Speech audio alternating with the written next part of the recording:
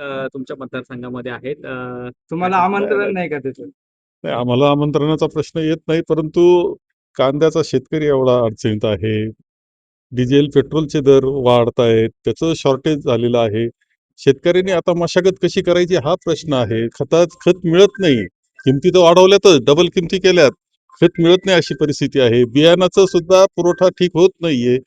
खरं म्हणजे माननीय मुख्यमंत्री महोदयांची जबाबदारी की ज्यावेळेस खरीप जवळ येतो आहे, त्यावेळेस ह्या सगळ्या गोष्टीची शेतकऱ्याची काळजी घेण्याची आहे आणि जो शेतकरी पिकविल त्याला रास्त भाव देण्याची.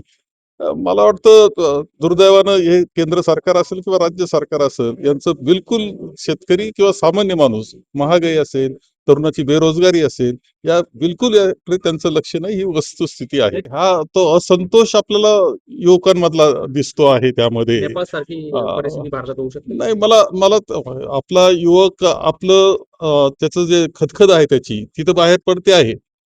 नेपाळ सारखा किंवा बांगलादेश सारखं असं घडेल असं मला वाटत नाही, परंतु ही खदखद वेगळ्या रूपानं हा युवक दाखवील असं माझं मत आहे. आपल्या राज्यघटनेला अनुलक्षून तो दाखवील आणि नेपाळमध्ये ज्यांच्या बरोबर राज्यघटना बरोबर जे करता राज्यघटना वाचवण्याचा जे प्रयत्न करतायत ते सगळ्यांना माझ्या मते युवकांना समजेल की त्यांचं महत्व किती आहे. विचारण्याची तयारी आता युवकांमध्ये होते आहे, ही खूप चांगली गोष्ट आहे. आतापर्यंत राहुलजींनी हे काम केलेलंच आहे.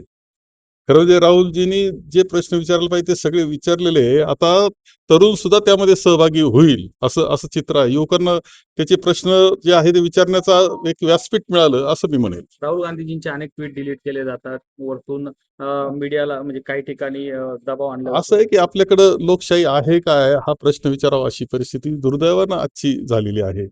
ज्युडिशरीवर दबाव आपल्याला दिसतो आहे. स्वायत्त संस्थांवर दबाव दिसतो आहे. निवडणूक आयोग राहिलेला नाही. कोणता विषय सरकारच्या विरुद्ध मांडला की त्याला अटक होते, त्रास होतो, त्याचे ट्विट डिलीट केले जातात. त्याचं ते जो काही हे पूर्णपणे खातं आहे ते बॅन केलं जातं. दुर्दैवानं आज आपला नंबर कितवा आहे मीडियाच्या बाबतीत? तुम्ही मीडियाचे लोक आहे, मला सांगा कितवा नंबर आहे? याचा अर्थ असा की आपण एकच चॅनल आणि एकच पेपर याच्याकडे चाललोय असं वाटावं, इतकी वाईट परिस्थिती ही आजची आहे.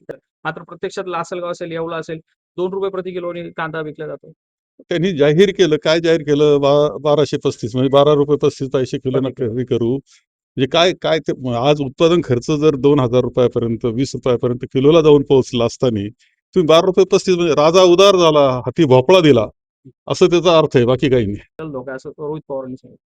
नाही, ह्या बाबतीत काय मला त्या बाबतीत बोलू शकत नाही, परंतु त्याच्यामध्ये जे दोषी असतील, जे गुन्हेगार असतील, त्यांना शिक्षा झाली पाहिजे या मताचा मी स्पष्टपणे आहे. करणार आहेत तर काँग्रेसच्या वतीने पाठिंबा दिलाय, मात्र काँग्रेसची नेते मंडळी दिसतील येतील, कार्यकर्ते येतील, सगळे येतील, कारण हा विषय जनतेचा आहे. म्हणजे रोहित पवारांनी घेतलेला आहे, आमच्या आघाडीच्या जे आहे आमचे त्यातल्या प्रमुख घटक ते आहेत आणि त्यांनी तो घेतलेला आहे, महत्वाचा विषय घेतलेला आहे, जीवाभावाचा विषय घेतलेला आहे आणि जो कुणी आवाज उठविल या विषयात त्याच्याकरता सहभागी झालं पाहिजे. काँग्रेस तर या विषयामध्ये अग्रेसर आहेच आहे.